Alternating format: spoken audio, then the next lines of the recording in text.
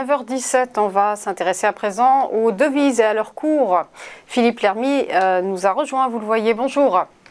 Bonjour Roselyne. Vous êtes trader, formateur et ancien chef trader d'une banque centrale. Alors Philippe, on va évoquer tout d'abord les événements de la semaine à venir, à commencer par l'indice de confiance des consommateurs américains. Et cette confiance devrait se stabiliser malgré la remontée de l'inflation. Oui, tout à fait. Alors, on voit sur le graphe que le sentiment des consommateurs américains s'est globalement amélioré donc, depuis le début de l'année. Et si l'on en croit le sondage réalisé conjointement par Reuters et l'Université du Michigan, les ménages devraient continuer de rester optimistes, même si ça reste en dessous du niveau pré-pandémie. Alors, il pourrait baisser temporairement, mais peut-être pas cette semaine, dans les semaines qui vont venir à cause du government shutdown. On va en parler tout à l'heure. Alors, pour cette fois-ci, les économistes donc anticipent un indice à 105,9 contre 106,10 précédemment. On va enchaîner avec l'inflation en zone euro et ce chiffre devrait baisser significativement. Oui, tout à fait, mais cette baisse serait en trompe-l'œil, car elle sera largement due aux effets de base et elle sera quand même limitée à cause de l'essence qui a remonté le mois dernier.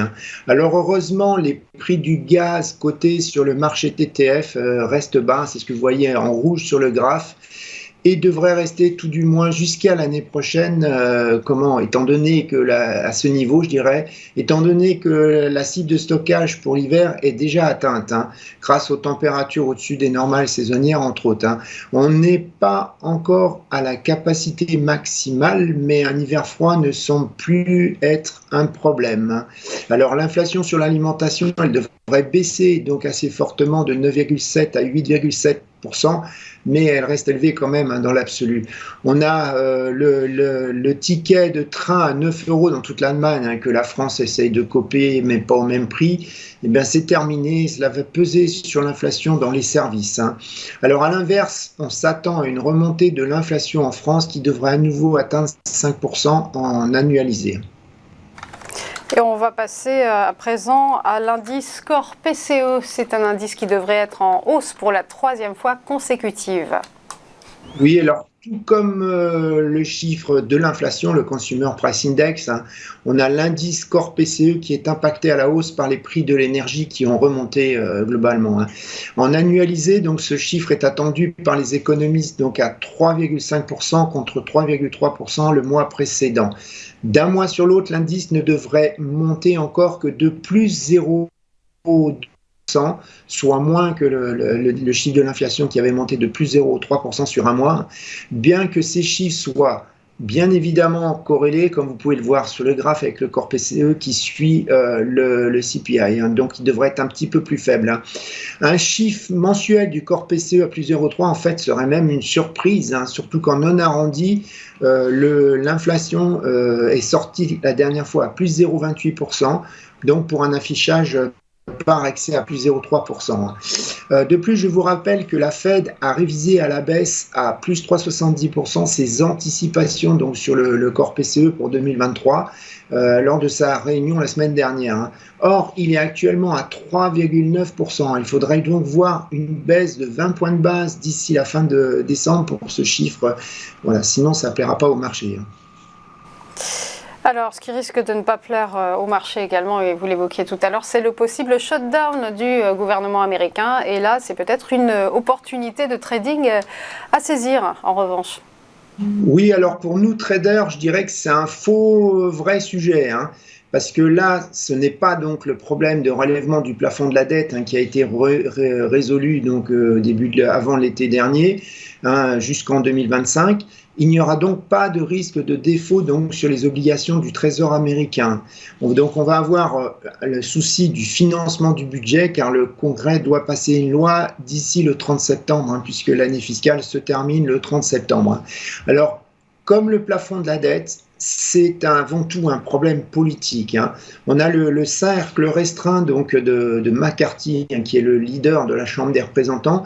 Ce cercle pense que les républicains les plus conservateurs, c'est-à-dire le Freedom Caucus, ils veulent provoquer un shutdown pour dégager le leader McCarthy de son poste. En tout cas, je dirais au minimum, le Freedom Caucus, il veut en profiter pour faire passer des lois sur des sujets qui n'ont aucun rapport avec le financement du budget, par exemple sur la sécurité aux frontières.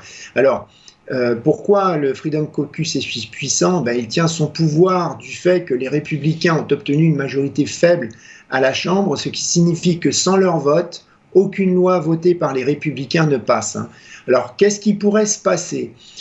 Donc, il va y avoir une loi de financement temporaire du budget, alors ça s'appelle une Continuing Resolution Bill, ou Stop Gap Funding Bill, qui pourrait être votée pour donner du temps à la négociation de continuer jusqu'en décembre. Et c'est là qu'on aurait un risque de shutdown.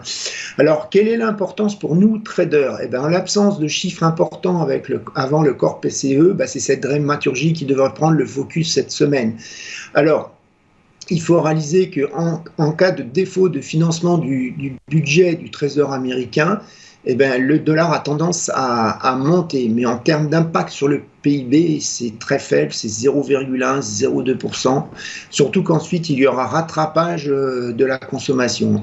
Alors, on voit bien sur le graphe qu'en 2018-2019, le shutdown qui a été le plus long de l'histoire avec 35 jours, il était partiel, mais il était le plus long de l'histoire, il n'a pas empêché la croissance d'être positive.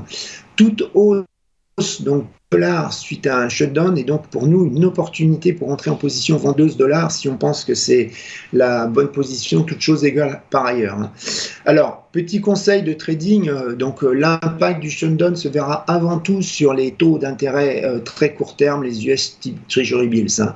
Alors, autre impact, cela peut impacter, empêcher, je dirais, la publication des chiffres économiques, notamment le rapport sur l'emploi, l'inflation, entre autres, et donc permettre à la Fed d'argumenter en faveur d'une continuation de la pause sur ces taux directeurs en l'absence de données, sans pour autant donc faire décaler les taux en terme.